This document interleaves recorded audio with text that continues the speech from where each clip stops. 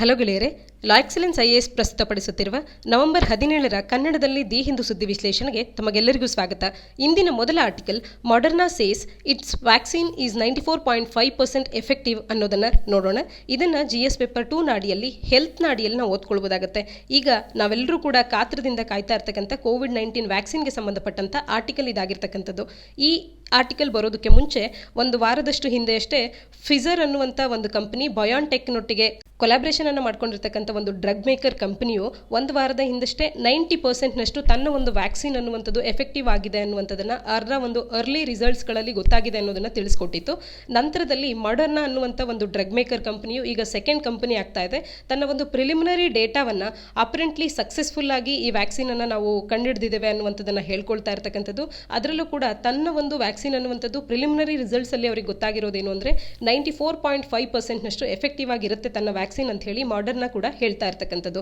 ಮತ್ತೆ ಮಾಡರ್ನಾಗೆ ಇರ್ತಕ್ಕಂಥ ಮತ್ತೊಂದು ಅಡ್ವಾಂಟೇಜ್ ಏನು ಅಂತ ಅಂದರೆ ಲಾಂಗರ್ ಶೆಲ್ಫ್ ಲೈಫ್ ಅನ್ನುವಂಥದ್ದು ತಮ್ಮ ವ್ಯಾಕ್ಸಿನ್ಗೆ ಇರುತ್ತೆ. ರೆಫ್ರಿಜರೇಷನ್ನ ಅಂಡರ್ನಲ್ಲಿ ಇಟ್ಟಾಗ ಮತ್ತು ರೂಮ್ ಟೆಂಪರೇಚರ್ನಲ್ಲಿ ಇಟ್ಟಾಗಲೂ ಕೂಡ ಲಾಂಗರ್ ಶೆಲ್ಫ್ ಲೈಫ್ ಅನ್ನುವಂಥದ್ದು ಇರುತ್ತೆ ಅಂತ ಹೇಳಿ ಅದು ಕೂಡ ಈ ಹಿಂದೆ ಅವರೇನು ಎಕ್ಸ್ಪೆಕ್ಟ್ ಮಾಡಿದ್ರು ಅದಕ್ಕಿಂತಲೂ ಕೂಡ ಹೆಚ್ಚಿನದಾಗಿ ಒಂದು ಲೈಫ್ ಶೆಲ್ಫನ್ನು ತಮ್ಮ ಒಂದು ವ್ಯಾಕ್ಸಿನ್ ಹೊಂದಿರುತ್ತೆ ಅನ್ನೋದನ್ನ ಆ ಮಾಡರ್ನಾ ಡ್ರಗ್ ಮೇಕರ್ ಕಂಪನಿ ತಿಳಿಸ್ತಾ ಇರ್ತಕ್ಕಂಥದ್ದು. ಇಷ್ಟು ಎಫೆಕ್ಟಿವ್ ಆಗಿ ಪ್ರಿಲಿಮಿನರಿ ರಿಸಲ್ಟ್ಸ್ಗಳು ಬಂದಿದ್ರು ಕೂಡ ಈ ವ್ಯಾಕ್ಸಿನ್ ಯಾವಾಗ ನಮಗೆ ದೊರಕುತ್ತೆ ಅನ್ನುವಂಥದ್ರಲ್ಲಿ ನಮಗೊಂದಷ್ಟು ನಿರಾಶಕಾರಿಯಾಗುವಂಥ ಸುದ್ದಿ ಇದೆ. ಇನ್ನು ಕೆಲವು ತಿಂಗಳುಗಳು ಬೇಕೇ ಬೇಕು. ಪ್ರಾಬಬ್ಲಿ ಸ್ಪ್ರಿಂಗ್ ಸೀಸನ್ನವರೆಗೂ ಕೂಡ ಆಗಬಹುದು ಅಂತ ಹೇಳಿ ಮಾಡರ್ನಾ ಡ್ರಗ್ ಮೇಕರ್ ಕಂಪನಿ ಹೇಳ್ತಾ ಇರ್ತಕ್ಕಂಥದ್ದು. ಈ ಆರ್ಟಿಕಲ್ನ ಹಿನ್ನೆಲೆಯಲ್ಲಿ ಭಾರತದಲ್ಲಿ ಕೋವಿಡ್-19 ವ್ಯಾಕ್ಸಿನ್ಸ್ಗಳನ್ನು ಯಾರೆಲ್ಲ ತಯಾರು ಮಾಡ್ತಿದ್ದಾರೆ ಅನ್ನುವಂಥದ್ದನ್ನ ಕಮೆಂಟ್ ಸೆಕ್ಷನ್ ಅಲ್ಲಿ ತಿಳಿಸಿ. ಮುಂದಿನ ಆರ್ಟಿಕಲ್ನಲ್ಲಿ no lockdown peak of third wave over ಅಂತ ಹೇಳಿ ಡೆಲ್ಲಿಯ ಹೆಲ್ತ್ ಮಿನಿಸ್ಟರ್ ಸತ್ಯೇಂದ್ರ ಜೈನ್ ಅವರು ಹೇಳ್ತಾ ಇರೋದನ್ನ ನೋಡೋಣ. ಇದನ್ನ GS ಪೇಪರ್ 2 ನಾಡಿಯಲ್ಲಿ ಹೆಲ್ತ್ ನಾಡಿಯಲ್ಲಿ ಓದ್ಕೊಳ್ಬಹುದಾಗುತ್ತೆ. ಇದು ಕೂಡ ಕೋವಿಡ್-19ಗೆ ಸಂಬಂಧಪಟ್ಟಂತ ಒಂದು ಆರ್ಟಿಕಲ್ ಆಗಿರ್ತಕ್ಕಂಥದ್ದು. ಡೆಲ್ಲಿಯಲ್ಲಿ ಈಗ ಥರ್ಡ್ ವೇವ್ ಆಫ್ ಕೋವಿಡ್-19 ಪೇಷಂಟ್ಸ್ಗಳನ್ನು ನಾವು ಕಂಡ್ವಿ. ಇಷ್ಟೊಂದು ಹೆಚ್ಚಿನ ಸಂಖ್ಯೆಯಲ್ಲಿ ಕೋವಿಡ್-19 ಪಾಸಿಟಿವ್ ಕೇಸಸ್ಗಳನ್ನು ಡೆಲ್ಲಿಯಲ್ಲಿ ಏನು ಕಾಣಬೇಕಾಗಿ ಬಂತು. ಇದರಲ್ಲಿ ಎಷ್ಟೋ ಮಂದಿ ಎಮರ್ಜೆನ್ಸಿಯಲ್ಲೂ ಕೂಡ ಇರಬೇಕಾಗಿ ಬಂದಂಥದ್ದು. ಅಂದರೆ ಅವರಿಗೆ ICU ಬೆಡ್ಸ್ಗಳ ಸಂಖ್ಯೆ ದೊರೆಯದೇ ಇರತಕ್ಕಂಥ ಸಂಭವ ಕೂಡ ಉಂಟಾಗ್ಬೋದು ಮುಂಬರುವಂಥ ದಿನಗಳಲ್ಲಿ ಅನ್ನುವಂಥ ಕಾರಣದಿಂದಾಗಿ ಈಗ ಮತ್ತೊಮ್ಮೆ ಲಾಕ್ಡೌನ್ ಆಗ್ಬೋದಾ ಅನ್ನುವಂಥ ಚರ್ಚೆ ಇತ್ತು. ಆದರೆ ಥರ್ಡ್ ವೇವ್ನ ಪೀಕನ್ನು ನಾವೀಗ ರೀಚ್ ಮಾಡಿ ಆಗಿದೆ ಅಂತ ಹೇಳಿ ಡೆಲ್ಲಿಯ ಹೆಲ್ತ್ ಮಿನಿಸ್ಟರ್ ಹೇಳ್ತಾ ಇರ್ತಕ್ಕಂಥದ್ದು. ಥರ್ಡ್ ವೇವ್ ಏನು ಮತ್ತೊಮ್ಮೆ 3ನೇ ಅಲೆಯಾಗಿ ಈ ಕೋವಿಡ್-19 ಅನ್ನುವಂಥದ್ದು ಡೆಲ್ಲಿಯಲ್ಲಿ ಕಾಣಿಸ್ಕೊಂಡಿದೆ. ಅದರ ಪೀಕನ್ನು ಕೂಡ ನಾವು ಸರ್ಪಾಸ್ ಮಾಡಿದ್ದೇವೆ. ಹಾಗಾಗಿ ಲಾಕ್ಡೌನಿನ ಯಾವುದೇ ಒಂದು ಚಾನ್ಸಸ್ ಇಲ್ಲ ನಮ್ಮಲ್ಲಿ ಅನ್ನುವಂಥದ್ದನ್ನು ಸ್ಪಷ್ಟಪಡಿಸ್ತಾ ಇದ್ದಾರೆ ಡೆಲ್ಲಿಯ ಹೆಲ್ತ್ ಮಿನಿಸ್ಟರ್ ಅವರು. ಲೋಯೆಸ್ಟ್ ಪಾಸಿಟಿವಿಟಿ ಅನ್ನುವಂಥದ್ದು ಹೆಲ್ತ್ ಕೇರ್ ವರ್ಕರ್ಸ್ಗಳಲ್ಲಿ ನಾವು ಕಾಣ್ತಾ ಇದ್ದೇವೆ. ಯಾವ ಕಾರಣಕ್ಕಾಗಿ ಅಂತ ಅಂದರೆ ಅವರು ಹೆಲ್ತ್ ಕೇರ್ ವರ್ಕರ್ಸ್ಗಳು ಕೋವಿಡ್-19 ಪೇಷಂಟ್ಸ್ಗಳೊಟ್ಟಿಗೆ ಇದ್ರೂ ಕೂಡ ಅವರಿಗೆ ಪಾಸಿಟಿವಿಟಿ ಅನ್ನುವಂಥದ್ದು ಸಾಕಷ್ಟು ಕಡಿಮೆ ಇದೆ. ಯಾತಕ್ಕೆ ಅಂತ ಅಂದರೆ ಅವರು ಸಾಕಷ್ಟು ಹೆಚ್ಚಿನ ಮೆಷರ್ಸ್ಗಳನ್ನು ಪ್ರೊಟೆಕ್ಷನನ್ನು ತಗೊಳ್ತಾ ಇದ್ದಾರೆ, ಮಾಸ್ಕ್ಗಳನ್ನು ವೇರ್ ಮಾಡ್ತಿದ್ದಾರೆ. ಹಾಗಾಗಿ ಪ್ರೊಟೆಕ್ಷನ್ ಅನ್ನುವಂಥದ್ದು ಸಫಿಷಿಯೆಂಟ್ ಆಗುತ್ತೆ. ಎಲ್ಲರೂ ಕೂಡ ಪ್ರೊಟೆಕ್ಷನನ್ನು ತಗೊಳ್ಬೇಕೇ ಹೊರತು ಲಾಕ್ಡೌನ್ ಇದಕ್ಕೆ ಸೊಲ್ಯೂಷನ್ ಅಲ್ಲ ಅನ್ನುವಂಥದ್ದು ಇವರ ಉತ್ತರ ಆಗಿರ್ತಕ್ಕಂಥದ್ದು. ಪಾಸಿಟಿವಿಟಿ ಅಂತ ಅಂದರೆ 100 ಮಂದಿ ಟೆಸ್ಟಿಂಗನ್ನು ಮಾಡಿಸಿ 10 ಮಂದಿ ಪಾಸಿಟಿವ್ ಅಂತ ಬಂದರೆ ಅಲ್ಲಿ ಪಾಸಿಟಿವಿಟಿ ಅನ್ನುವಂಥದ್ದು 10% ಪಾಸಿಟಿವಿಟಿ ಅಂತ ಹೇಳಿ ಕರೆಯುವಂಥದ್ದು. ಈ ಪಾಸಿಟಿವಿಟಿ ಅನ್ನುವಂಥದ್ದು ಡೆಲ್ಲಿಯಲ್ಲಿ ಮೊದಲ ವೇವ್ ಬಂದಂಥ ಸಂದರ್ಭದಲ್ಲಿ ಜೂನ್ನ ಸಂದರ್ಭದಲ್ಲಿ weekly average of positivity rate ಅನ್ನುವಂಥದ್ದು 37% ಅಂದರೆ 100 ಮಂದಿ ಟೆಸ್ಟಿಂಗ್ ಅನ್ನು ಮಾಡಿಸಿದ್ರೆ 37 ಮಂದಿ ಪಾಸಿಟಿವ್ ಅಂತ ಹೇಳಿ ಗುರುತಿಸ್ಕೊಳ್ತಾ ಇದ್ರು. ಆದರೆ ನಂತರದಲ್ಲಿ ಸೆಕೆಂಡ್ ವೇವ್ ಬಂದಂಥ ಸಂದರ್ಭದಲ್ಲಿ 12 to 13% ಮಾತ್ರವೇ ಪಾಸಿಟಿವಿಟಿ ರೇಟನ್ನು ಹೊಂದಿದ್ದಂಥದ್ದು. ಅಂದರೆ 100ರಲ್ಲಿ 12ರಿಂದ 13 ಮಂದಿ ಪಾಸಿಟಿವ್ ಅಂತ ಹೇಳಿ ಗುರುತಿಸ್ಕೊಳ್ತಿದ್ರು. ಆದರೆ ಈ ಥರ್ಡ್ ವೇವ್ನಲ್ಲಿ 15 ಮಂದಿ ಪಾಸಿಟಿವ್ ಅಂತ ಹೇಳಿ ಗುರುತಿಸ್ಕೊಳ್ಳೋದ್ರಿಂದ ಪಾಸಿಟಿವಿಟಿ ರೇಟ್ ಅನ್ನುವಂಥದ್ದು 15 ಆಗಿದೆ. ಮತ್ತೀಗ 15 ರೀಚ್ ಆದ ನಂತರದಲ್ಲಿ ಈಗ ಡಿಕ್ರೀಸ್ ಆಗ್ತಿರೋದನ್ನು ಕಾಣ್ತಾ ಇದ್ದಾವೆ. ಹಾಗಾಗಿ ಫಸ್ಟ್ ವೇವ್ ಜೂನ್ನಲ್ಲಿ, ಸೆಕೆಂಡ್ ವೇವ್ ಸೆಪ್ಟೆಂಬರ್ನಲ್ಲಿ, ಈಗ ನಂತರದಲ್ಲಿ ಥರ್ಡ್ ವೇವ್ ಕೂಡ ಕೊನೆಗೊಂಡು ಪಾಸಿಟಿವಿಟಿ ರೇಟ್ ಅನ್ನುವಂಥದ್ದು ಕಡಿಮೆ ಆಗ್ತಾ ಇದೆ. ಇದು ನಮಗೆ ಒಟ್ಟಾರೆಯಾಗಿ ಥರ್ಡ್ ವೇವ್ ಆಫ್ ಕೋವಿಡ್-19 ಅನ್ನುವಂಥ ಅದು ಪೀಕನ್ನು ಕ್ರಾಸ್ ಮಾಡಿದೆ ಅನ್ನೋದನ್ನು ತೋರಿಸ್ತಾ ಇದೆ. ಹಾಗಾಗಿ ಪ್ರೊಟೆಕ್ಷನ್ನೇ ಬಹುಮುಖ್ಯವಾಗುತ್ತೆ. ಪ್ರೊಟೆಕ್ಷನ್ ಹೆಚ್ಚಾಗಿದ್ದರೆ ಪಾಸಿಟಿವಿಟಿ ಕೂಡ ಕಡಿಮೆ ಇರುತ್ತೆ ಅನ್ನೋದಕ್ಕೆ ಉದಾಹರಣೆ ಲೋಯೆಸ್ಟ್ ಪಾಸಿಟಿವಿಟಿ ಕೋವಿಡ್-19 ಏನು ಹೆಲ್ತ್ ವರ್ಕರ್ಸ್ ಇದ್ದಾರೆ ಅವರಲ್ಲಿ ಲೋಯೆಸ್ಟ್ ಪಾಸಿಟಿವಿಟಿ ಇರೋದನ್ನು ನೋಡಿದ್ರೆ ಗೊತ್ತಾಗುತ್ತೆ ನಮಗೆ ಪ್ರೊಟೆಕ್ಷನ್ ಮುಖ್ಯ ಆಗುತ್ತೆ ಅನ್ನುವಂಥದ್ದು. ಹಾಗಾಗಿ ಯಾವುದೇ ಕಾರಣದಿಂದಲೂ ಕೂಡ ಚಾನ್ಸಸ್ ಇಲ್ಲ ನಮಗೆ ಲಾಕ್ಡೌನ್ ಅನ್ನು ಮಾಡುವಂಥದ್ದು ಅನ್ನೋದನ್ನ ಸ್ಪಷ್ಟಪಡಿಸ್ತಾ ಇರ್ತಕ್ಕಂಥದ್ದು. ಆದರೆ ಇಲ್ಲಿ ಇವರು ಕೊಡುವಂಥ ಒಂದು ಕರೆ ಏನು ಅಂತ ಅಂದರೆ ಕೆಲವರು ಸಾಕಷ್ಟು ಹೆದರ್ತಾ ಇದ್ದಾರೆ ಈ ವೈರಸ್ನಿಂದಾಗಿ, ಇನ್ನು ಕೆಲವರಿಗೆ ಕಂಪ್ಲೀಟ್ ಆಗಿ ಭಯನೇ ಇಲ್ಲ ಅನ್ನುವಂಥ ಕಾರಣದಿಂದ ಅವರು ಯಾವುದೇ ರೀತಿಯಾದಂಥ ಪ್ರೊಟೆಕ್ಷನ್ ಅನ್ನು ತಗೊಳ್ಳಲ್ಲ. ಕೆಲವರು ಹೆಚ್ಚಿನದಾಗಿ ಭಯಭೀತರಾಗೋದ್ರಿಂದಾಗಿ ಅವರು ಗಾಬರಿಗೆ ಒಳಗಾಗುವಂಥದ್ದು ಮತ್ತು ಇದರಿಂದಾಗಿ ನಾರ್ಮಲ್ ಲೈಫನ್ನು ಲೀಡ್ ಮಾಡದೇ ಇರುವಂಥ ಸಿಚುವೇಶನ್ ಅನ್ನು ಫೇಸ್ ಮಾಡ್ತಾ ಇರ್ತಕ್ಕಂಥದ್ದು. ಇವೆರಡು ದೊಡ್ಡ ಸಮಸ್ಯೆ ಆಗುತ್ತೆ. ಹಾಗಾಗಿ ಒಂದು ಬ್ಯಾಲೆನ್ಸ್ ಅನ್ನು ನಾವು ಸ್ಟ್ರೈಕ್ ಮಾಡಬೇಕಾಗತ್ತೆ ಅನ್ನುವಂಥದ್ದು. ಮತ್ತು ಯಾರೆಲ್ಲ ಸರಿಯಾಗಿ ಮಾಸ್ಕ್ಗಳನ್ನು ಹಾಕಲ್ಲ ಅಥವಾ ಮೆಷರ್ಸ್ಗಳನ್ನು ತಗೊಳ್ತಿಲ್ಲ, ಪ್ರೊಟೆಕ್ಷನ್ ಮೆಷರ್ಸ್ಗಳನ್ನು, ಅವರಿಗೆ ಅಂತ ಹೇಳಿ ಸರ್ಕಾರ ಫೈನ್ಸ್ಗಳನ್ನು ಹಾಕ್ತಾ ಇದೆ. ಈ ನಿಟ್ಟಿನಲ್ಲಿ 45 ಕೋಟಿ ಫೈನನ್ನು ಕೂಡ ಈಗಾಗಲೇ ಡೆಲ್ಲಿಯ ಸರ್ಕಾರ ಕಲೆಕ್ಟ್ ಮಾಡಿರ್ತಕ್ಕಂಥದ್ದು. ಈ ಎಲ್ಲದರ ಹಿನ್ನೆಲೆಯಲ್ಲಿ ನಾವು ಹೆಚ್ಚಿನದಾಗಿ ಪ್ರೊಟೆಕ್ಷನನ್ನು ತಗೊಳ್ಳುವಂಥ ಕಡೆ ಗಮನವನ್ನು ಹರಿಸಬೇಕು. ಯಾವುದೇ ರೀತಿಯಾದಂಥ ಲಾಕ್ಡೌನ್ ಮುಂಬರುವಂಥ ದಿನಗಳಲ್ಲಿ ಇರೋದಿಲ್ಲ ಅನ್ನುವಂಥದ್ದನ್ನು ಡೆಲ್ಲಿ ಸ್ಪಷ್ಟಪಡಿಸ್ತಾ ಇದೆ. ಅದರೊಟ್ಟಿಗೆ 1 ಮಿಲಿಯನ್ ಪೀಪಲಲ್ಲಿ ನಂಬರ್ ಆಫ್ ಟೆಸ್ಟ್ಗಳನ್ನು ಎಲ್ಲಿ ಹೆಚ್ಚಿಗೆ ಮಾಡಲಾಗಿದೆ ಅಂತ ನಾವು ನೋಡಿದಾಗ, ಅಂದರೆ 10 ಲಕ್ಷ ಮಂದಿಯಲ್ಲಿ ಟೆಸ್ಟ್ಗಳನ್ನು ಹೆಚ್ಚು ಮಾಡಿಸ್ಕೊಂಡಿರ್ತಕ್ಕಂಥವ್ರನ್ನ ನಾವು ಎಲ್ಲಿ ಕಾಣ್ತೇವೆ ಅಂದಾಗ ಡೆಲ್ಲಿಯಲ್ಲೇ ಅತಿ ಹೆಚ್ಚು ಕೇಸಸ್ ಆಫ್ ಟೆಸ್ಟಿಂಗ್ ಅನ್ನುವಂಥದ್ದು ಆಗಿರೋದು. ಈ ಕಾರಣದಿಂದ ಡೆಲ್ಲಿಯಲ್ಲಿ ಹೆಚ್ಚಿನ ನಂಬರ್ ಆಫ್ ಪಾಸಿಟಿವ್ಸ್ಗಳನ್ನು ನಾವು ಕಾಣ್ತಿದ್ದೇವೆ ಅನ್ನುವಂಥದ್ದು ಕೂಡ ಒಂದು ಕಾರಣ ಆಗುತ್ತೆ ಅನ್ನೋದನ್ನು ಇವರು ಸ್ಪಷ್ಟವಾಗಿ ತಿಳಿಸಿರ್ತಕ್ಕಂಥದ್ದು. ಮುಂದಿನ article, winter session of parliament unlikely amid rising ಕೋವಿಡ್-19 ಕೇಸಸ್ ಅನ್ನೋದಾಗಿದೆ. ಇದನ್ನು GS ಪೇಪರ್ 2 ಅಡಿಯಲ್ಲಿ ಪೊಲಿಟಿ ಅಡಿಯಲ್ಲಿ ನಾವು ಓದ್ಕೊಳ್ಬೋದಾಗುತ್ತೆ. ಇಲ್ಲಿ ನಮ್ಮ ಪಾರ್ಲಿಮೆಂಟ್ ಅನ್ನುವಂಥದ್ದು ಪ್ರತಿ ವರ್ಷ 3 ಬಾರಿ ಸೆಷನನ್ನು ಹೊಂದಿ 3 ಬಾರಿ ಮೀಟ್ ಆಗುವಂಥದ್ದನ್ನು ನಾವು ಕಾಣ್ಬೋದಾಗುತ್ತೆ. ಅದರಲ್ಲಿ ಬಜೆಟ್ ಸೆಷನ್ ಒಂದು, ಮಾನ್ಸೂನ್ ಸೆಷನ್ ಮತ್ತೊಂದು ವಿಂಟರ್ ಸೆಷನ್. ಕೋವಿಡ್-19ನ ಹಿನ್ನೆಲೆಯಲ್ಲಿ ಕಳೆದ ಬಾರಿಯ ಬಜೆಟ್ ಸೆಷನ್ ಕೂಡ ಮಾರ್ಚ್ 23ರಂದು ಅಬ್ರಪ್ಟ್ಲಿ ಎಂಡ್ ಆಗಿದ್ದಂಥದ್ದು. ಅಂದರೆ ಮಾರ್ಚ್ 23ಕ್ಕೆ ಕೊನೆಗಾಣಿಸಬೇಕು ಅನ್ನುವಂಥ ಪ್ಲಾನ್ ಇರಲಿಲ್ಲ. ಆದರೆ ಕೋವಿಡ್-19 ಆಗಷ್ಟೇ ಬಿಗಿನಿಂಗ್ ಆಗ್ತಾ ಇತ್ತು. ಈ ಕೋವಿಡ್-19 ಹೆಚ್ಚಿನದಾಗಿ ಹರಡದೇ ಇರಲಿ ಅನ್ನುವಂಥ ಕಾರಣದಿಂದ ನಾವು ಅದಕ್ಕಾಗಿ ಹೆಚ್ಚಿನ ಜಾಗೃತಿಯನ್ನು ಮಾಡಿಕೊಳ್ಬೇಕು ಅನ್ನುವಂಥ ಉದ್ದೇಶದಿಂದ ಬಜೆಟ್ ಸೆಷನನ್ನು ಒಂದು ಅಬ್ರಪ್ಟ್ನಿಂದಾಗಿ ಎಂಡ್ ಮಾಡಲಾಯಿತು ಮಾರ್ಚ್ 23ರಂದು. ಆಗಲೂ ಕೂಡ ಆ ಅರ್ಜೆನ್ಸಿ ಅನ್ನುವಂಥದ್ದು ನಮ್ಮಲ್ಲಿತ್ತು.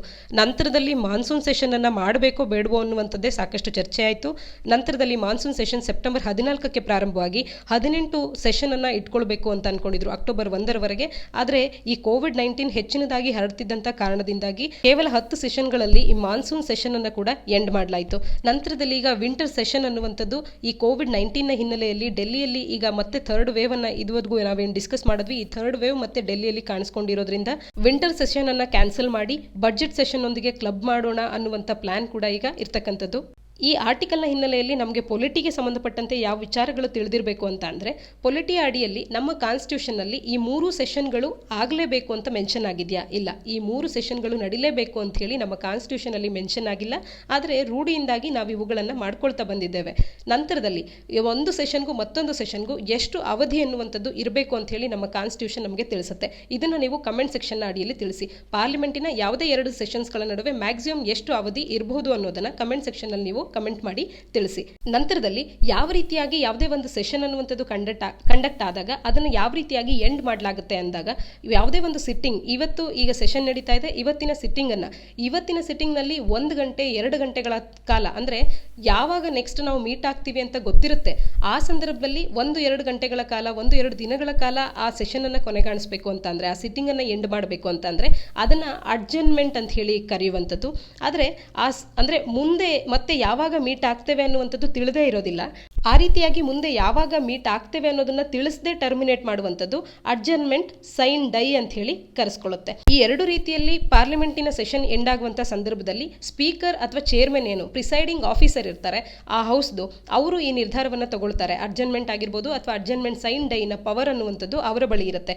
ನಂತರದಲ್ಲಿ ಪ್ರೆಸಿಡೆಂಟ್ ಅನ್ನುವಂಥವರು ಒಂದು ನೋಟಿಫಿಕೇಶನ್ ಅನ್ನು ನೀಡೋದ್ರ ಮುಖಾಂತರವಾಗಿ ಕಂಪ್ಲೀಟ್ ಆಗಿ ಒಂದು ಸೆಷನಿನ ಬಿಸ್ನೆಸ್ ಆಫ್ ಎ ಸೆಷನ್ ಅನ್ನುವಂಥದ್ದು ಕಂಪ್ಲೀಟ್ ಆಗಿದೆ ಅಂತ ಹೇಳ್ತಾರೆ. ಅದರ ನಂತರದಲ್ಲಿ ಪ್ರಿಸೈಡಿಂಗ್ ಆಫೀಸರ್ ಅಡ್ಜರ್ನ್ಮೆಂಟ್ ಸೈನ್ ಡೈನ್ನ ಮುಖಾಂತರವಾಗಿ ಆ ಒಂದು ಸೆಷನ್ ಅನ್ನು ಕಂಪ್ಲೀಟ್ ಮಾಡ್ತಾರೆ. ಇದನ್ನ ಪ್ರೊರೋಗೇಷನ್ ಅಂತ ಹೇಳಿ ಕರೆಯುವಂಥದ್ದು.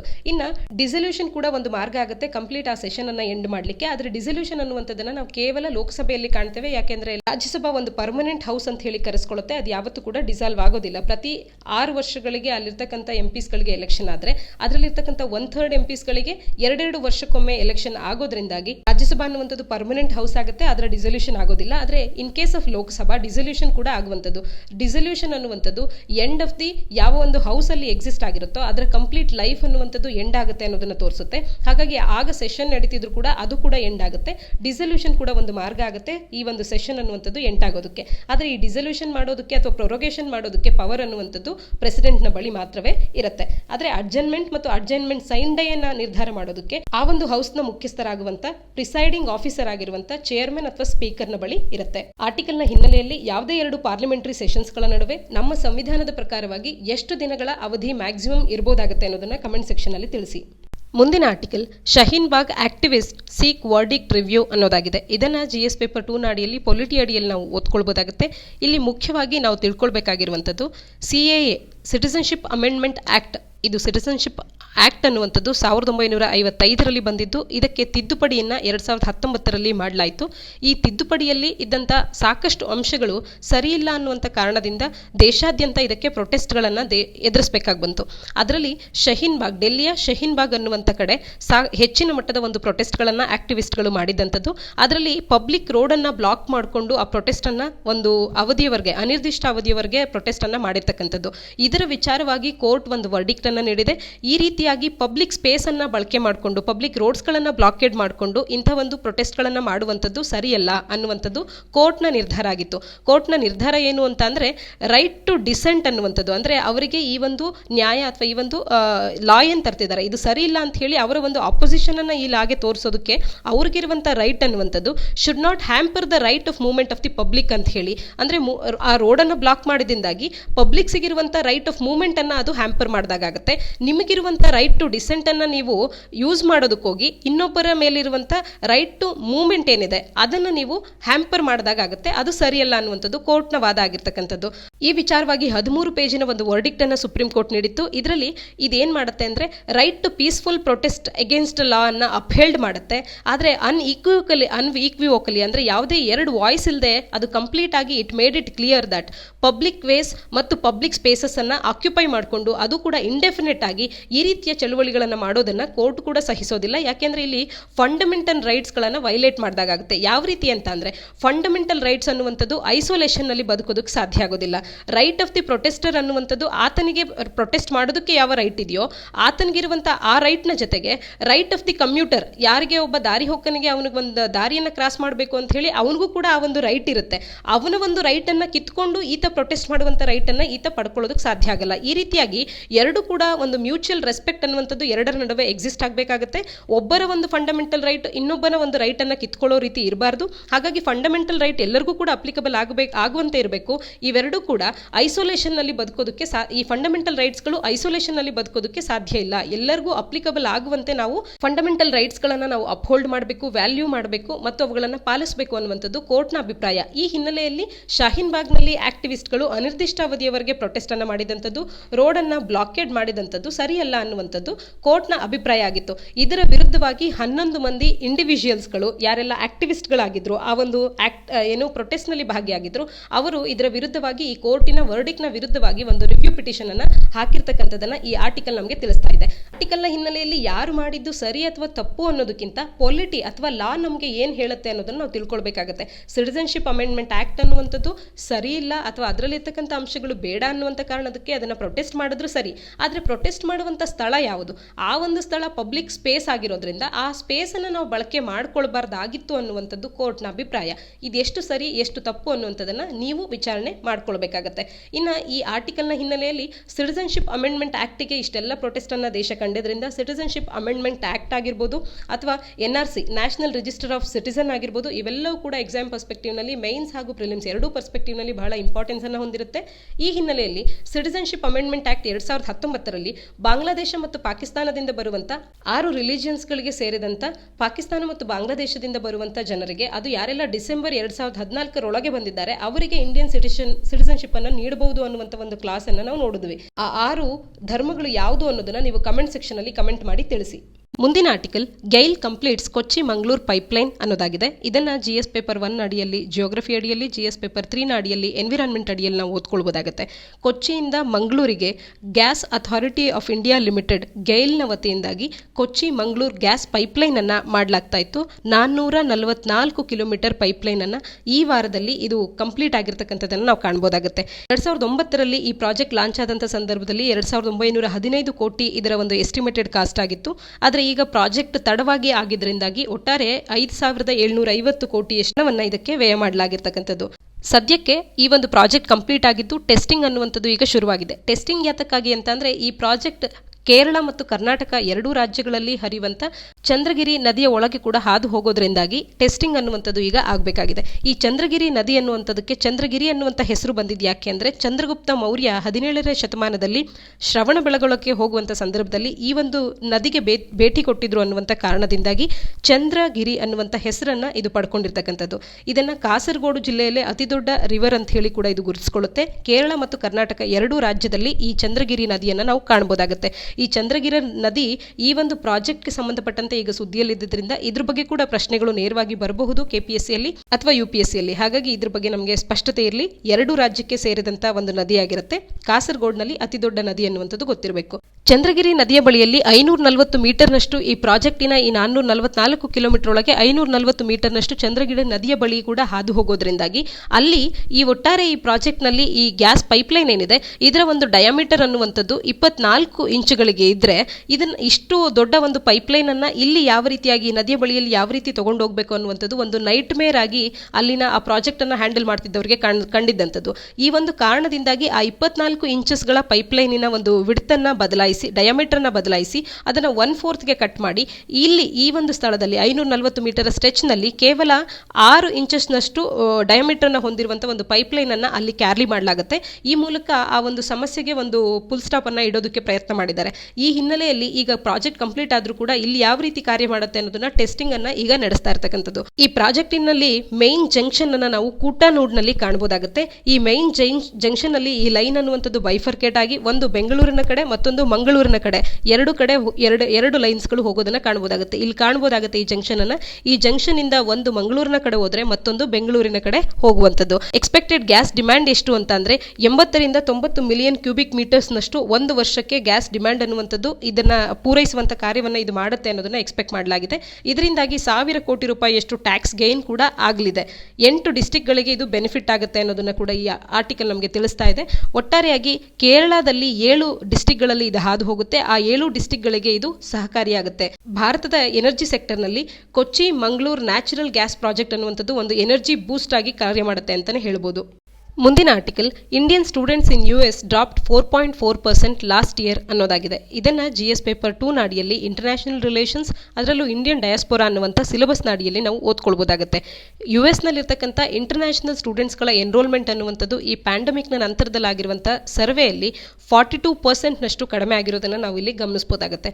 ಒಟ್ಟಾರೆ US ನಲ್ಲಿರುವಂಥ 1 ಮಿಲಿಯನ್ ಸ್ಟೂಡೆಂಟ್ಸ್ಗಳಲ್ಲಿ 35% ನಷ್ಟು ಸ್ಟೂಡೆಂಟ್ಸ್ ಅನ್ನ ಚೈನಾ ಹೊಂದಿದ್ದು ಚೈನಾದವರೇ ಅತಿ ಹೆಚ್ಚು ಸ್ಟೂಡೆಂಟ್ಸ್ಗಳು US ನಲ್ಲಿ ಇರೋದನ್ನ ನಾವು ಕಾಣಬಹುದಾಗುತ್ತೆ. ಚೈನಾ ಮತ್ತು US ನ ನಡುವೆ ಸಾಕಷ್ಟು ಕೋಲ್ಡ್ ವಾರ್ನ ರೀತಿಯಲ್ಲಿ ಒಂದು ವಿರೋಧಗಳು ಪರಸ್ಪರ ದೇಶಗಳ ನಡುವೆ ಇದ್ರೂ ಕೂಡ ಇಷ್ಟೊಂದು ಹೆಚ್ಚಿನ ಮಟ್ಟದಲ್ಲಿ ಚೀನಾದ ಸ್ಟೂಡೆಂಟ್ಸ್ಗಳು US ನಲ್ಲಿ ಓದ್ತಿರೋದನ್ನ ನೋಡಿದ್ರೆ ಸೆಕ್ಯೂರಿಟಿ ಮಿಲಿಟರಿ ಇಶ್ಯೂಸ್ಗಳೇ ಬೇರೆ, ಎಕನಾಮಿಕ್ ಇಶ್ಯೂಸ್ಗಳೇ ಬೇರೆ, ಎಜುಕೇಶನ್ ಅಂತ ಬಂದಾಗ ತನ್ನದೇ ಆದಂತಹ ಒಂದು ಹೊಸ ರೀತಿಯ ರಿಲೇಷನ್ಸ್ ಅನ್ನ ಎಲ್ಲ ದೇಶಗಳು ಕೂಡ ಹೊಂದಿರುತ್ತೆ ಅನ್ನೋದನ್ನ ನಮ್ಗಿಲ್ಲಿ ಸ್ಪಷ್ಟವಾಗಿ ಇದು ತೋರಿಸ್ತಾ ಇರ್ತಕ್ಕಂಥದ್ದು. ಇನ್ನ ಭಾರತದ ಪರವಾಗಿ ಅಲ್ಲಿನ ವಿದ್ಯಾರ್ಥಿಗಳು ಎಷ್ಟು ಮಂದಿ ಭಾರತದವರು ಅಲ್ಲಿದ್ದಾರೆ ಅಂತ ಅಂದ್ರೆ US ನಲ್ಲಿ 18% ವಿದ್ಯಾರ್ಥಿಗಳು ಭಾರತೀಯರು ಇರುವಂತದ್ದು. ಹೊರಗಿನ ವಿದ್ಯಾರ್ಥಿಗಳು ಇರುವಂತ 1 ಮಿಲಿಯನ್ ನಲ್ಲಿ 18% ಭಾರತೀಯರನ್ನ ನಾವು ಕಾಣಬಹುದಾಗುತ್ತೆ. ಆದ್ರೆ ಕಳೆದ 5 ವರ್ಷಗಳಲ್ಲಿ ಒಂದು ರೀತಿಯಾಗಿ ಕಂಟಿನ್ಯೂಸ್ ಆಗಿ ಗ್ರೋತ್ ಕಂಡಿದ್ದಂತ ಈ ಭಾರತದ ಇಂಡಿಯನ್ ಡಯಾಸ್ಪೋರಾ ಅಲ್ಲೇನು ನಾವು ಸ್ಟೂಡೆಂಟ್ಸ್ ಅನ್ನ ಹೆಚ್ಚಿನದಾಗಿ ಕಾಣ್ತಾ ಇದ್ವಿ, ಇದು ಈ ವರ್ಷ ಪ್ಯಾಂಡಮಿಕ್ ನ ಹಿನ್ನೆಲೆಯಲ್ಲಿ ಕಡಿಮೆ ಆಗಿರೋದನ್ನ ನಾವು ಕಾಣ್ತಾ ಇರ್ತಕ್ಕಂಥದ್ದು. ಎಷ್ಟರ ಮಟ್ಟಿಗೆ ಅಂತ ಅಂದ್ರೆ ಕಳೆದ ಬಾರಿಯಲ್ಲಿ 1.93 ಲಕ್ಷ ಅಂದ್ರೆ 1,93,000 ಭಾರತೀಯ ವಿದ್ಯಾರ್ಥಿಗಳು US ನಲ್ಲಿ ಇದ್ರೆ ಈ ಬಾರಿ ಅದರಲ್ಲಿ 4.4% ಡಿಪ್ ಅನ್ನ ಕಂಡಿರ್ತಕ್ಕಂಥದ್ದು ಭಾರತೀಯ ವಿದ್ಯಾರ್ಥಿಗಳ ಸಂಖ್ಯೆಗಳಲ್ಲಿ. ಅದನ್ನ ನಾವಿಲ್ಲಿ ಕಾಣಬಹುದಾಗುತ್ತೆ. ಇದು ಕೋವಿಡ್ ನಿಂದ ಆಗುವಂತ ಮತ್ತೊಂದು ನೆಗೆಟಿವ್ ಇಂಪ್ಯಾಕ್ಟ್ ಅಂತಾನೆ ಹೇಳ್ಬೋದು. ಅಂದ್ರೆ ಭಾರತದಿಂದ ಹೊರಗೋಗಿ ಹೊರದೇಶಗಳಲ್ಲಿ US ನಂತ ರಾಷ್ಟ್ರಗಳಲ್ಲಿ ಒಳ್ಳೆಯ ಪ್ರತಿಷ್ಠಿತ ಯೂನಿವರ್ಸಿಟೀಸ್ಗಳಲ್ಲಿ ಓದ್ಕೊಂಡು ಬರಬೇಕು ಅಂತಿರ್ತಕ್ಕಂಥ ವಿದ್ಯಾರ್ಥಿಗಳ ಆಸೆಗಳನ್ನು ಕೂಡ ಕಮರಿಸಿದಂತಾಗುತ್ತೆ. ಜೊತೆಗೆ ಭಾರತೀಯ ವಿದ್ಯಾರ್ಥಿಗಳು ಹೆಚ್ಚಿನ ಒಂದು ಎಜುಕೇಶನ್ ಅನ್ನು ಪಡ್ಕೊಳ್ಳೋದ್ರ ಮುಖಾಂತರವಾಗಿ ಭಾರತಕ್ಕೆ ಇದರಿಂದಾಗಿ ಒಂದು ಹ್ಯೂಮನ್ ಕ್ಯಾಪಿಟಲ್ ಅನ್ನುವಂಥದ್ದು ಹೆಚ್ಚಾಗುತ್ತೆ. ಅದಕ್ಕೆ ಕೂಡ ಇದು ತೊಂದರೆ ಉಂಟು ಮಾಡ್ತಾ ಇದೆ ಕೋವಿಡ್ ಅನ್ನುವಂಥದ್ದು ಇಲ್ಲಿ ನಮಗೆ ತಿಳಿಯುತ್ತೆ. Total number of international students ಅದರಲ್ಲೂ ಕೂಡ ಆನ್ಲೈನ್ ಸ್ಟೂಡೆಂಟ್ಸ್ಗಳನ್ನು ಕೂಡ ಸೇರಿಸಿಕೊಂಡ್ರು ಒಟ್ಟಾರೆ 16% ಮಾತ್ರವೇ ಈಗ ಅಮೆರಿಕದಲ್ಲಿ ಇರುವಂಥದ್ದು. ಅಂದರೆ ಕಳೆದ ವರ್ಷಕ್ಕೆ ಕಂಪೇರ್ ಮಾಡಿದಾಗ ಕಳೆದ ವರ್ಷದಲ್ಲಿ 43% ಸ್ಟೂಡೆಂಟ್ಸ್ ಎನ್ರೋಲ್ಮೆಂಟ್ ಅನ್ನು ಅವ್ರು ಕಂಡಿದ್ರೆ ಈಗ ಕೇವಲ 16% ಅನ್ನುವಂಥದ್ದು. ಒಟ್ಟಾರೆಯಾಗಿ ಹೊರದೇಶಕ್ಕೆ ಹೋಗಿ ವಿದ್ಯಾರ್ಥಿಗಳು ಓದುವಂಥದ್ದು ಅದರಲ್ಲೂ ಮುಖ್ಯವಾಗಿ US ಗೆ ಬರ್ತಿದ್ದಂಥವರ ಸಂಖ್ಯೆ ಗಣನೀಯವಾಗಿ ಇಳಿಮುಖ ಆಗಿದೆ. ಈ ಕೋವಿಡ್-19ನ ಇಂಪ್ಯಾಕ್ಟ್ ಅನ್ನುವಂಥದ್ದು ಹೆಚ್ಚಿನ ಮಟ್ಟದಲ್ಲಿ ಆಗಿದೆ ಅನ್ನುವಂಥದ್ದನ್ನು ಇದು ತೋರಿಸ್ತಾ ಇರ್ತಕ್ಕಂಥದ್ದು. ಆದರೆ ಇನ್ಸ್ಟಿಟ್ಯೂಷನ್ಸ್ಗಳು ಎಕ್ಸ್ಪೆಕ್ಟ್ ಮಾಡ್ತಾ ಇರುವಂಥದ್ದು ಇರ್ತಕ್ಕಂಥದ್ದು ಏನು ಅಂದರೆ, ಈ ಕೋವಿಡ್ ಪ್ಯಾಂಡಮಿಕ್ ಅನ್ನುವಂಥದ್ದು ಮುಗಿದ ನಂತರದಲ್ಲಿ ಅಥವಾ ಈ ವರ್ಷದ ಕೊನೆ ಆದ ನಂತರದಲ್ಲಿ ಮುಂದಿನ ವರ್ಷಕ್ಕೆ ಎಷ್ಟೋ ಮಂದಿ ವಿದ್ಯಾರ್ಥಿಗಳು ಈ ವರ್ಷದ ಬದಲಾಗಿ ಮುಂದಿನ ವರ್ಷ ಅವರ ಸ್ಟಡೀಸನ್ನು ರೆಸ್ಯೂಮ್ ಮಾಡುವಂಥ ಒಂದು ಪ್ಲಾನ್ ಅನ್ನು ಹೊಂದಿದ್ದಾರೆ. ಅಂದರೆ ನೆಕ್ಸ್ಟ್ ಇಯರ್ನಲ್ಲಿ ಈ ನಂಬರ್ಸ್ಗಳು ಹೆಚ್ಚಾಗುತ್ತೆ ಅನ್ನೋದನ್ನು ಅವರು ಎಕ್ಸ್ಪೆಕ್ಟ್ ಮಾಡ್ತಾ ಇದ್ದಾರೆ. ಭಾರತೀಯರನ್ನು ಒಳಗೊಂಡು ಸಾಕಷ್ಟು ಇಂಟರ್ನ್ಯಾಷನಲ್ ಸ್ಟೂಡೆಂಟ್ಸ್ಗಳು ಬೇರೆ ಬೇರೆ ಡಿಫ್ರೆಂಟ್ ಟೈಮ್ ಝೋನ್ಸ್ಗಳಲ್ಲಿ ಈಗ ಇರೋದ್ರಿಂದಾಗಿ ಆನ್ಲೈನ್ ಎಜುಕೇಷನ್ ಅನ್ನು ನೀಡೋದಕ್ಕೂ ಕೂಡ ಒಂದು ರೀತಿಯ ತೊಡಕಾಗಿ ಇದು ಕಾಡ್ತಾ ಇರ್ತಕ್ಕಂಥದ್ದು. ಯಾಕೆಂದರೆ ಅವರ ಟೈಮ್ ಝೋನ್ಸ್ಗಳು ತುಂಬಾನೇ ವೇರಿ ಆಗಿರುತ್ತೆ ಯುಎಸ್ನ ಟೈಮ್ ಝೋನ್ಸ್ಗೆ ಹೋಲಿಕೆ ಮಾಡಿಕೊಂಡಾಗ. ಹಾಗಾಗಿ ಆ ಟೈಮ್ ಝೋನ್ಗೂ ಕೂಡ ಹೊಂದಿಕೊಳ್ಳುವಂತೆ ಸಾಕಷ್ಟು ಕೋರ್ಸಸ್ಗಳನ್ನು ಈಗಾಗಲೇ ನಾವು ಅಡಾಪ್ಟ್ ಮಾಡ್ಕೊಂಡಿದ್ದೇವೆ ಮತ್ತು ಇನ್ನುಳಿದಂತಹ ಕೋರ್ಸಸ್ಗಳಿಗೂ ಕೂಡ ಈ ಟೈಮ್ಸ್ಗಳನ್ನು ಅಡ್ಜಸ್ಟ್ ಮಾಡುವಂತೆ ನಾವು ಕೋಪಪ್ ಮಾಡ್ತಿದ್ದೇವೆ ಅನ್ನೋ ಯುಎಸ್ನ ಇನ್ಸ್ಟಿಟ್ಯೂಷನ್ಸ್ಗಳು ತಿಳಿಸ್ತಾ ಇರ್ತಕ್ಕಂಥದ್ದು. ಮುಂದಿನ article comply with FDI ceiling government tells digital news firms ಅನ್ನೋದಾಗಿದೆ. ಕಳೆದ ವಾರವಷ್ಟೇ ನಾವು ನೋಡಿದ್ವಿ over the top platforms, OTT platforms ಅಂತ ಹೇಳಿ ಕರೆಸ್ಕೊಳ್ಳುವಂಥ ನೆಟ್ಫ್ಲಿಕ್ಸ್ ಆಗಿರ್ಬೋದು, ಅಮೆಜಾನ್ ಪ್ರೈಮ್ ಆಗಿರ್ಬೋದು, ಈ ರೀತಿಯ ಪ್ಲಾಟ್ಫಾರ್ಮ್ಸ್ಗಳು ಮತ್ತು ಡಿಜಿಟಲ್ ನ್ಯೂಸ್ಗೆ ಸಂಬಂಧಪಟ್ಟಂಥ ಎಲ್ಲ ಪ್ಲಾಟ್ಫಾರ್ಮ್ಸ್ಗಳು ಇವುಗಳನ್ನು ಇನ್ಫಾರ್ಮೇಷನ್ ಅಂಡ್ ಬ್ರಾಡ್ಕಾಸ್ಟಿಂಗ್ ಮಿನಿಸ್ಟ್ರಿಯ ಅಡಿಯಲ್ಲಿ ತರುವಂಥದ್ದನ್ನು ಕಳೆದ ವಾರವಷ್ಟೇ ಕೇಂದ್ರ ಸರ್ಕಾರ ಒಂದು ನಿರ್ಧಾರವನ್ನು ಮಾಡಿ ಆನ್ಲೈನ್ OTT ಪ್ಲಾಟ್ಫಾರ್ಮ್ಸ್ಗಳನ್ನು, ಓವರ್ ದಿ ಟಾಪ್ ಪ್ಲಾಟ್ಫಾರ್ಮ್ಸ್ಗಳು ಮತ್ತು ಡಿಜಿಟಲ್ ನ್ಯೂಸ್ ಇವೆರಡನ್ನೂ ಕೂಡ ಮಾನಿಟರ್ ಮಾಡುವಂಥ ಒಂದು ಅವಶ್ಯಕತೆ ಇದೆ, ಅಗತ್ಯತೆ ಇದೆ ಅಂತ ಹೇಳಿ ಇನ್ಫಾರ್ಮೇಷನ್ ಅಂಡ್ ಬ್ರಾಡ್ಕಾಸ್ಟಿಂಗ್ ಮಿನಿಸ್ಟ್ರಿಯ ಅಡಿಯಲ್ಲಿ ಇವುಗಳನ್ನು ತಂದಂಥದ್ದನ್ನು ನಾವು ನೆನಪಿಸ್ಕೊಳ್ಬೋದಾಗುತ್ತೆ. ಈ ಒಂದು ನಿರ್ಧಾರದ ನಂತರದಲ್ಲಿ ಈಗ ಇನ್ಫಾರ್ಮೇಷನ್ ಅಂಡ್ ಬ್ರಾಡ್ಕಾಸ್ಟಿಂಗ್ನ ಇಲಾಖೆಯವರು ಒಂದು ನೋಟಿಫಿಕೇಶನ್ ಅನ್ನು ನೀಡಿದ್ದಾರೆ. ಈ ನೋಟಿಸ್ನ ಅಡಿಯಲ್ಲಿ ಯಾರೆಲ್ಲ FDI ಅನ್ನು ಇನ್ವೆಸ್ಟ್ ಮಾಡಿದ್ದಾರೆ, ಯಾವೆಲ್ಲ ಡಿಜಿಟಲ್ ನ್ಯೂಸ್ ಪ್ಲಾಟ್ಫಾರ್ಮ್ಸ್ಗಳಲ್ಲಿ FDIನ ಇನ್ವೆಸ್ಟ್ಮೆಂಟ್ ಅನ್ನುವಂಥದ್ದು ಆಗಿದೆ, ಈ FDIಗೆ ಈ ಹಿಂದೆಯೂ ಕೂಡ ಕೇವಲ 26%ನಷ್ಟು ಫಾರಿನ್ ಡೈರೆಕ್ಟ್ ಇನ್ವೆಸ್ಟ್ಮೆಂಟ್ ಅನ್ನುವಂಥದ್ದು, ವಿದೇಶಿ ನೇರ ಬಂಡವಾಳ ಹೂಡಿಕೆ ಅನ್ನುವಂಥದ್ದು ಬರಬೇಕು ಅನ್ನುವಂಥದ್ದು ಈಗಾಗಲೇ ಈ ಹಿಂದೆಯೂ ಕೂಡ ಕ್ಯಾಪಿಂಗ್ ಅನ್ನುವಂಥದ್ದು ಇತ್ತು. ಆ FDI ಅನ್ನುವಂಥದ್ದು ಎರಡು ಮಾರ್ಗಗಳಾಗಿ ಬರಬಹುದಾಗುತ್ತೆ, ಒಂದು ಗೌರ್ಮೆಂಟ್ ರೂಟು ಮತ್ತೊಂದು ಆಟೋಮ್ಯಾಟಿಕ್ ರೂಟ್. ಆದರೆ ಇಲ್ಲಿನ ಸಂದರ್ಭದಲ್ಲಿ ನಾವು ನೋಡಿದಾಗ ಆಟೋಮ್ಯಾಟಿಕ್ ರೂಟ್ನಲ್ಲಿ ಅಲೋ ಇಲ್ಲ FDI ಅನ್ನುವಂಥದ್ದು, ಗೌರ್ಮೆಂಟ್ ರೂಟ್ನ ಮುಖಾಂತರವಾಗಿ ಮಾತ್ರವೇ, ಅದರಲ್ಲೂ ಕೂಡ ಕೇವಲ 26%ನಷ್ಟು ಮಾತ್ರವೇ FDI ಅನ್ನುವಂಥದ್ದು ಈ ನ್ಯೂಸ್ ಪೋರ್ಟಲ್ಸ್ಗಳಿಗೆ ಬರಬಹುದು ಅನ್ನುವಂಥದ್ದು ಈ ಹಿಂದೆಯೂ ಇತ್ತು. ಈಗ ಅದ್ರ ಬಗ್ಗೆ ಹೆಚ್ಚಿನ ಮಾಹಿತಿಯನ್ನು ಕೇಳ್ತಾ ಇರ್ತಕ್ಕಂಥದ್ದು. ಯಾವೆಲ್ಲ ಮಾಹಿತಿಯನ್ನು ಕೇಳ್ತಿದ್ದಾರೆ ಅಂತ ಅಂದರೆ, ಯಾರೆಲ್ಲ ಈ FDIನ ಶೇರ್ ಹೋಲ್ಡರ್ಸ್ ಆಗಿದ್ದಾರೆ ಆ ಶೇರ್ ಹೋಲ್ಡರ್ಸ್ಗಳ ಹೆಸರುಗಳು ಮತ್ತು ಅವರ ಅಡ್ರೆಸ್ಸನ್ನು ಆದಷ್ಟು ಶೀಘ್ರದಲ್ಲಿ ತಿಳಿಸ್ಕೊಡ್ಬೇಕು ಅಂತ ಹೇಳಿ ಕೇಳ್ತಾ ಇರ್ತಕ್ಕಂಥದ್ದು. ಇನ್ನು 26%ಗಿಂತಲೂ ಹೆಚ್ಚಿನ FDIಯನ್ನು ಯಾವುದೇ ಒಂದು ನ್ಯೂಸ್ ಪ್ಲಾಟ್ಫಾರ್ಮ್ಸ್ಗಳು, ಡಿಜಿಟಲ್ ನ್ಯೂಸ್ ಪ್ಲಾಟ್ಫಾರ್ಮ್ಸ್ಗಳು ಹೊಂದಿದ್ರೆ, ನ್ಯೂಸ್ ಪೋರ್ಟಲ್ಸ್ಗಳು ಹೊಂದಿದ್ರೆ ಅಂಥವುಗಳು 2021 ಅಕ್ಟೋಬರ್ 15 ಒಳಗಾಗಿ ಅವರ ಒಂದು FDIಯನ್ನು 26%ನ ಒಳಗಡೆಗೆ ತಗೊಂಡು ಬರುವಂಥ ಕೆಲಸಗಳನ್ನು ಮಾಡಬೇಕು ಅನ್ನುವಂಥದ್ದನ್ನು ಸ್ಟ್ರಿಕ್ಟ್ ಆಗಿ ಅವರಿಗೆ ತಿಳಿಸಿರ್ತಕ್ಕಂಥದ್ದು. ಆದರೆ ಈ ಎಲ್ಲದು ಏನನ್ನು ತೋರಿಸ್ತಾ ಇದೆ ಅಂತ ಅಂದರೆ, ಡಿಜಿಟಲ್ ಮೀಡಿಯಾವನ್ನು ಮ್ಯಾನಿಪುಲೇಟ್ ಮಾಡ್ತಿರುವಂಥ ಕಾರ್ಯಗಳನ್ನು ಸರ್ಕಾರ ಮಾಡ್ತಾ ಇದೆ ಅನ್ನೋದನ್ನು ಇದು ತೋರಿಸ್ತಾ ಇದೆ. ಜೊತೆಗೆ ಇದು ಕ್ಲಿಯರ್ಲಿ ಇಂಡಿಕೇಟ್ ಮಾಡ್ತಾ ಇದೆ ಇವರ ಒಂದು ನೋಟಿಫಿಕೇಶನ್ ಕಂಟ್ರೋಲ್ ಅನ್ನ ಸರ್ಕಾರ ನಮ್ಮ ಮೇಲೆ ಹೊಂದಬೇಕು ಅಂತ ಹೇಳಿ ಈ ಕಾರ್ಯಗಳನ್ನು ಮಾಡ್ತಾ ಇದೆ ಅನ್ನುವಂಥದ್ದನ್ನ ಕ್ಲಿಯರ್ ಆಗಿ ಇಂಡಿಕೇಟ್ ಮಾಡ್ತಿದೆ ಅಂತ ಹೇಳಿ ನ್ಯೂಸ್ ಲಾಂಡ್ರಿ ಅನ್ನುವಂಥ ನ್ಯೂಸ್ ಪೋರ್ಟಲಿನ ಕೋಫೌಂಡರ್ ಆಗಿರುವಂಥ ಅಭಿನಂದನ್ ಸಿಕ್ರಿ ಅವರು ಹೇಳ್ತಾ ಇರುವಂಥದ್ದು. ಇವರು ಇದೇ ರೀತಿಯ 11 ಡಿಜಿಟಲ್ ನ್ಯೂಸ್ ಆರ್ಗನೈಸೇಷನ್ಸ್ಗಳನ್ನು ಒಟ್ಟಾರೆಯಾಗಿ ಹೊಂದಿರುವಂಥ ಒಂದು ಅಂಬ್ರೆಲಾ ಬಾಡಿಯಾಗಿ ಕಾರ್ಯ ಮಾಡುವಂಥ ಡಿಜಿಪಬ್ ನ್ಯೂಸ್ ಇಂಡಿಯಾ ಫೌಂಡೇಶನ್ನಿನ ಜನರಲ್ ಸೆಕ್ರೆಟರಿ ಕೂಡ ಆಗಿರುವಂಥವ್ರು. ಇವರು ಹೇಳ್ತಾ ಇರ್ತಕ್ಕಂಥದ್ದು, ಸರ್ಕಾರ ಒಟ್ಟಾರೆಯಾಗಿ ನಮ್ಮ ಮೇಲೆ ಒಂದು ಕಂಟ್ರೋಲ್ ಅನ್ನು ಹೊಂದಲಿಕ್ಕಾಗಿ ಈ ರೀತಿಯ ನೋಟಿಫಿಕೇಶನ್ಸ್ಗಳನ್ನು ತರ್ತಾ ಇದೆ ಅನ್ನುವಂಥದ್ದು ಇವರ ಒಂದು ರೀತಿಯ ಅಪವಾದ ಅಂತಾನೆ ಹೇಳ್ಬೋದು. ಈ ವಿಡಿಯೋ ಸ್ಟ್ರೀಮಿಂಗ್ ಪ್ಲಾಟ್ಫಾರ್ಮ್ಸ್ಗಳನ್ನು, ಆನ್ಲೈನ್ ನ್ಯೂಸ್ ಪ್ಲಾಟ್ಫಾರ್ಮ್ಸ್ಗಳನ್ನು, ನ್ಯೂಸ್ ಪೋರ್ಟಲ್ಸ್ಗಳನ್ನು ಸರ್ಕಾರದ ಈ ಒಂದು ಅಧೀನದ ಅಡಿಯಲ್ಲಿ ತರುವಂತದ್ರ ಬಗ್ಗೆ ಸಾಕಷ್ಟು ಚರ್ಚೆಯನ್ನು ಕಳೆದ ವಾರದ ಆರ್ಟಿಕಲ್ಸ್ಗಳಲ್ಲಿ ನಾವು ಡಿಸ್ಕಸ್ ಮಾಡಿದ್ದೇವೆ. ಹೆಚ್ಚಿನ ಮಾಹಿತಿಗಾಗಿ ಆ ಎಡಿಟೋರಿಯಲ್ಸ್ಗಳನ್ನು ನೀವು ಮತ್ತೊಮ್ಮೆ ನೋಡಬಹುದಾಗುತ್ತೆ. ಇಂದಿನ ಎಡಿಟೋರಿಯಲ್ಸ್ಗಳನ್ನು ಡಿಸ್ಕಸ್ ಮಾಡೋಣ. ಮೊದಲ ಎಡಿಟೋರಿಯಲ್ ಥ್ರೆಟ್ ಆರ್ ಟ್ರೀಟ್ ಅನ್ನೋದಾಗಿದೆ. ಇದನ್ನು GS ಪೇಪರ್ 2 ಅಡಿಯಲ್ಲಿ ಗ್ಲೋಬಲ್ ಗ್ರೂಪಿಂಗ್ಸ್ನ ಅಡಿಯಲ್ಲಿ ಓದ್ಕೊಳ್ಬೋದಾಗುತ್ತೆ. GS ಪೇಪರ್ 3 ಅಡಿಯಲ್ಲಿ ಇಂಡಿಯನ್ ಎಕಾನಮಿ ಕೂಡ ಸಂಬಂಧಪಟ್ಟಂತ ಒಂದು ಆರ್ಟಿಕಲ್ ಆಗಿರುತ್ತೆ. ಇಲ್ಲಿ ಮೊನ್ನೆಯಷ್ಟೇ RCEPಯ ಫೈನಲ್ ಅಗ್ರಿಮೆಂಟ್ಗೆ RCEPಯ ಎಲ್ಲ ಸದಸ್ಯ ರಾಷ್ಟ್ರಗಳು ಸಹಿ ಹಾಕಿ ಫಾರ್ಮಲ್ ಆಗಿ RCEPಯ ಪ್ರಾರಂಭ ಏನಾಗಿದೆ ಇದರ ಕುರಿತಂತೆ ಈ ಆರ್ಟಿಕಲ್ ಡಿಸ್ಕಸ್ ಮಾಡ್ತಾ ಇರತಕ್ಕಂಥದ್ದು. ರೀಜನಲ್ ಕಾಂಪ್ರಹೆನ್ಸಿವ್ ಎಕನಾಮಿಕ್ ಪಾರ್ಟ್ನರ್ಶಿಪ್ ಅಂತ ಹೇಳಿ ಕರೆಸ್ಕೊಳ್ಳುವಂಥ RCEP ಅನ್ನುವಂಥ ಒಂದು ಗ್ಲೋಬಲ್ ಗ್ರೂಪಿಂಗು ಸಂಡೇ 15 ರಾಷ್ಟ್ರಗಳ ಸಹಿ ಹಾಕುವುದರಿಂದಾಗಿ ಎಕ್ಸಿಸ್ಟೆನ್ಸ್ಗೆ ಬಂದಿರತಕ್ಕಂಥದ್ದು. ಆ 15 ರಾಷ್ಟ್ರಗಳು ಯಾವುದು ಅನ್ನೋದನ್ನ ಈಗಾಗಲೇ ಮೊನ್ನೆಯಿಂದ ಕೂಡ ನಾವು ಡಿಸ್ಕಸ್ ಮಾಡ್ತಾ ಇದ್ದೇವೆ.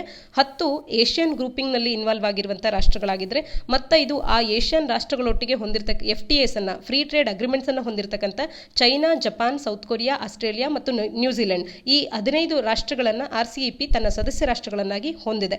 ಇದು one of the world's largest trading blocs ಅಂತಾನೆ ಕರೆಸ್ಕೊಳ್ಳುತ್ತೆ. ಯಾಕೆಂದ್ರೆ ಈ RCEPಯ ಮೆಂಬರ್ ರಾಷ್ಟ್ರಗಳನ್ನು ನಾವು ನೋಡಿದಾಗ ಒಟ್ಟಾರೆಯಾಗಿ ಗ್ಲೋಬಲ್ GDPಗೆ 30% ಈ ಸದಸ್ಯ ರಾಷ್ಟ್ರಗಳೇ ಹೊಂದಿರೋದ್ರಿಂದಾಗಿ ಇದು one of world's largest trading bloc ಅಂತ ಹೇಳಿ ಕರೆಸ್ಕೊಳ್ಳುತ್ತೆ. ಕಳೆದ 7 ವರ್ಷಗಳಲ್ಲಿ ಇದ್ರ ಬಗ್ಗೆ ಸಾಕಷ್ಟು ಪ್ರೊಟ್ರಾಕ್ಟೆಡ್ ನೆಗೋಷಿಯೇಷನ್ಸ್ಗಳನ್ನು ಮಾಡಿದಂಥ ನಂತರದಲ್ಲಿ ಕಳೆದ ನವೆಂಬರ್ನಲ್ಲಿ ಭಾರತವು ಇದರಿಂದ ಹಿಂದೆ ಸರಿದಿದಂಥದ್ದು, ಈ ಗ್ರೂಪಿಂಗ್ನಿಂದ ಎಕ್ಸಿಟ್ ಆಗಿದ್ದಂಥದ್ದು. ಗ್ರೂಪಿಂಗ್ನಿಂದ ಎಕ್ಸಿಟ್ ಆಗೋದಕ್ಕೆ ಭಾರತ ನೀಡಿದಂಥ ಕಾರಣಗಳೇನು ಅಂತ ಅಂದರೆ, ತನ್ನ ಎಕಾನಮಿಯನ್ನು ಉಳಿಸ್ಕೊಳ್ಳೋದಕ್ಕೆ, ತನಗೆ ಹೆಚ್ಚಿನದಾಗಿ ಟ್ರೇಡ್ ಡೆಫಿಸಿಟ್ಸ್ಗಳು ಆಗದೇ ಇರುವಂತೆ ನೋಡ್ಕೊಳ್ಳೋದಕ್ಕೆ. ಅದರಲ್ಲಿ ಮೆಜಾರಿಟಿ ಆಫ್ ದ RCEP ಮೆಂಬರ್ಸ್ಗಳೊಟ್ಟಿಗೆ ನಾವು ಟ್ರೇಡ್ ಡೆಫಿಸಿಟನ್ನು ಹೊಂದಿದ್ದೇವೆ. ಇದು ಇನ್ನೂ ಕೂಡ ನಮಗೆ ಭಾರತಕ್ಕೆ ನೆಗೆಟಿವ್ ಇಂಪ್ಯಾಕ್ಟನ್ನು ಉಂಟಾಗದಂತೆ ಮಾಡೋದಕ್ಕೆ ಅಂತ ಹೇಳಿ ಈ ನಿರ್ಧಾರವನ್ನು ಭಾರತ ತಗೊಂಡಿದೆ ಅನ್ನುವಂಥದ್ದನ್ನು ಭಾರತ ಹೇಳ್ತಾ ಇರ್ತಕ್ಕಂಥದ್ದು. ಆದರೆ ಒಟ್ಟಾರೆಯಾಗಿ ನಾವು ಕಳೆದ ನಮ್ಮ ಈ ಒಂದು ನಿರ್ಧಾರವನ್ನು ತಗೊಂಡ ನಂತರದಲ್ಲಿ ಕಳೆದಿರ್ತಕ್ಕಂಥ 12 ತಿಂಗಳಲ್ಲಿ ನಾವು ಏನು ಎಕನಾಮಿಕ್ ಒಂದು ರ್ಯಾಷನಲ್ನಲ್ಲಿ ಒಂದು ವಿಚಾರಗಳನ್ನು ನಾವು ಡಿಬೇಟ್ ಮಾಡೋದೇ ಆದರೆ, COVID-19 ಪ್ಯಾಂಡಮಿಕ್ನ ಹಿನ್ನೆಲೆಯಲ್ಲಿ ಗ್ಲೋಬಲ್ ಟ್ರೇಡ್ನಲ್ಲಿ ಒಂದು ಡಿಫರೆನ್ಸ್ ಅನ್ನು ನಾವು ಸಾಕಷ್ಟು ಇಂಪ್ಯಾಕ್ಟ್ಸ್ಗಳನ್ನು ಕಾಣ್ತಾ ಇದ್ದೇವೆ. ಯುರೋಪಿಯನ್ ಯೂನಿಯನ್ ಈಗ ಹೆಚ್ಚಿನದಾಗಿ ನ್ಯೂ ಇನ್ಫೆಕ್ಷನ್ಸ್ಗಳನ್ನು ಕಾಣ್ತಾ ಇದೆ. US ಕೂಡ ಪ್ರಾಂಪ್ಟ್ ಆಗಿ ಫ್ರೆಶ್ ರಿಸ್ಟ್ರಿಕ್ಷನ್ಸ್ಗಳನ್ನು ಹಾಕ್ತಾ ಇದೆ. ಆದರೆ COVID-19ನಿಂದ ಒಂದಷ್ಟು ಸುಧಾರಣೆಯನ್ನು ಕಂಡಿರುವಂಥ ರಾಷ್ಟ್ರಗಳು ಅಂತ ಅಂದರೆ, ಇತ್ತೀಚೆಗಷ್ಟೇ ಈಸ್ಟ್ ಏಷ್ಯನ್ ಪೆಸಿಫಿಕ್ ಕಂಟ್ರೀಸ್ಗಳು, ಚೈನಾ ಆಗಿರ್ಬೋದು, south Korea, Vietnam, Australia, New Zealand, ಇವು COVID-19 ಕಂಟೈನ್ ಮಾಡುವಲ್ಲಿ ಒಂದಷ್ಟು ಬುಲ್ವರ್ಕನ್ನು ಮಾಡೋ ಮುಖಾಂತರವಾಗಿ ಈ ಪ್ಯಾಂಡಮಿಕ್ನಿಂದ ಮತ್ತೊಮ್ಮೆ ಅವು ಒಂದಷ್ಟು ಸುಧಾರಣೆಯನ್ನು ಕಂಡುಕೊಂಡು ಮತ್ತೊಮ್ಮೆ ತಮ್ಮ ಎಕನಾಮಿಕ್ ಆಕ್ಟಿವಿಟೀಸ್ಗಳನ್ನು ಸರಿ ಮಾಡಿಕೊಳ್ಳುವತ್ತ ಸುಧಾರಣೆಯ ಕಾರ್ಯಗಳತ್ತ ಮುನ್ನುಗ್ತಾ ಇರುವಂಥದ್ದು. COVID-19ನಿಂದಾಗಿ ಯುರೋಪ್ ಮತ್ತು US ತತ್ತರಿಸ್ತಾ ಇದ್ರೆ, ಏಷ್ಯಾದ ಈಸ್ಟ್ ಏಷ್ಯನ್ ಕಂಟ್ರೀಸ್ಗಳು, ಪೆಸಿಫಿಕ್ ಕಂಟ್ರೀಸ್ಗಳು ಒಂದಷ್ಟು ಒಳ್ಳೆ ಕಾರ್ಯಗಳನ್ನು, ಗಣನೀಯವಾದಂಥ ಕಾರ್ಯಗಳನ್ನು ಮಾಡ್ತಾ ಇದ್ದೆ ತಮ್ಮ ಎಕಾನಮಿಯನ್ನು ಸುಧಾರಿಸ್ಕೊಳ್ಳಿಕ್ಕೆ.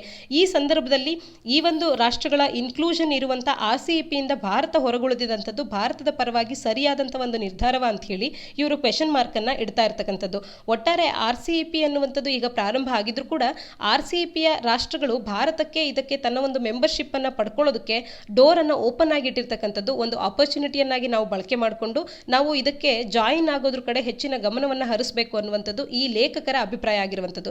ಯಾಕೆಂದರೆ ಏಷ್ಯನ್ ಸಿಗ್ನೇಟರೀಸ್ಗಳಾದಂಥ ಫಿಲಿಪೀನ್ಸ್ ಆಗಿರ್ಬೋದು, ವಿಯೆಟ್ನಾಂ ಆಗಿರ್ಬೋದು, ಇವು ರಿಲೇಟಿವ್ಲಿ ಸ್ಮಾಲರ್ ಎಕಾನಮೀಸ್ ಆಗಿದ್ದು ಕೂಡ ಜೊತೆಗೆ ಇವು ಚೀನಾದೊಟ್ಟಿಗೆ ಒಂದು ದೊಡ್ಡ ವಿವಾದಗಳನ್ನು ಸೌತ್ ಚೈನಾ ವಿಷಯದಲ್ಲಾಗಿರ್ಬೋದು, ಇನ್ನುಳಿದಂಥ ಗಡಿ ವಿಚಾರಗಳಲ್ಲಿ ಹೊಂದಿದ್ರೂ ಕೂಡ ಅವು ಚೀನಾ ಇರುವಂಥ ಒಂದು ಲಾರ್ಜೆಸ್ಟ್ ಏಷ್ಯಾಸ್ ಎಕನಾಮಿಕ್ ಗ್ರೂಪ್ ಆಗಿರುವಂಥ RCEPನಲ್ಲಿ ಜಾಯಿನ್ ಆಗಿರೋದನ್ನು ನೋಡಿದ್ರೇನೆ ನಮಗೆ ಅರ್ಥ ಆಗಬೇಕಾಗುತ್ತೆ.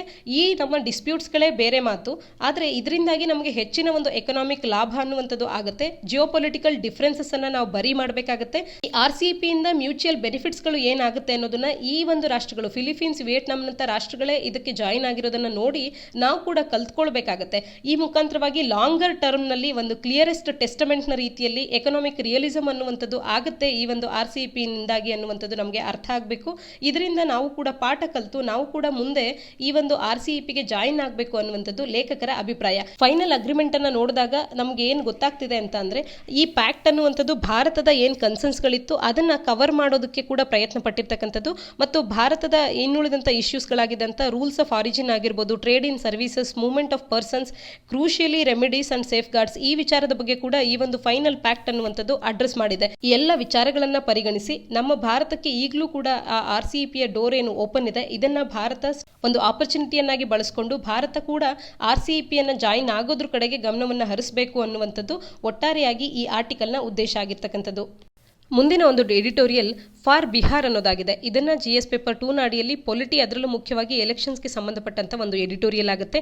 ಇಲ್ಲಿ ಬಿಹಾರದಲ್ಲಿ ಮತ್ತೊಮ್ಮೆ ನಿತೀಶ್ ಕುಮಾರ್ ಅವರು CM ಆಗಿ ಆಯ್ಕೆ ಆಗಿರ್ತಕ್ಕಂಥದ್ದು ಅನದರ್ ಟರ್ಮ್ಗೆ, ಇದನ್ನು ಕುರಿತಾಗಿ ಡಿಸ್ಕಸ್ ಮಾಡ್ತಾ ಇದ್ದಾರೆ. ನಿತೀಶ್ ಕುಮಾರ್ ಬಿಹಾರ ರಾಜ್ಯವನ್ನ ಡೆವಲಪ್ಮೆಂಟ್ ಪಾತ್ನ ಕಡೆಗೆ ವಾಪಸ್ ತಗೊಂಡು ಬರೋದಕ್ಕೆ ತನ್ನ ಒಂದು ಮ್ಯಾಂಡೇಟ್ ದೊರೆತಿದೆ ಅಂತ ಹೇಳಿ ಅರ್ಥ ಮಾಡಿಕೊಂಡು ಈ ಮ್ಯಾಂಡೇಟನ್ನು ಬಳಕೆ ಮಾಡಿಕೊಂಡು ಆ ಕಾರ್ಯಗಳನ್ನು ಡೆವಲಪ್ಮೆಂಟಲ್ ಪಾತ್ನಲ್ಲಿ ಈ ಸ್ಟೇಟನ್ನು ಬ್ರಿಂಗ್ ಬ್ಯಾಕ್ ಮಾಡುವಂಥ ಕಾರ್ಯಗಳನ್ನು ಮಾಡಬೇಕು ಅನ್ನುವಂಥದ್ದು ಒಟ್ಟಾರೆ ಈ ಎಡಿಟೋರಿಯಲ್ನ ಆಶಯ ಆಗಿರ್ತಕ್ಕಂಥದ್ದು. ಇದು ಬಿಹಾರದ ಎಲೆಕ್ಷನ್ಸ್ಗೆ ಸಂಬಂಧಪಟ್ಟಂತೆ ಬಿಹಾರಕ್ಕೆ ಸಂಬಂಧಪಟ್ಟಂಥ ಆರ್ಟಿಕಲ್ ಆಗಿರೋದ್ರಿಂದ UPSC ದೃಷ್ಟಿಯಿಂದ ಅಷ್ಟಾಗಿ ಇಂಪಾರ್ಟೆನ್ಸ್ ಬೇಕಿಲ್ಲ ಅನ್ಸುತ್ತೆ.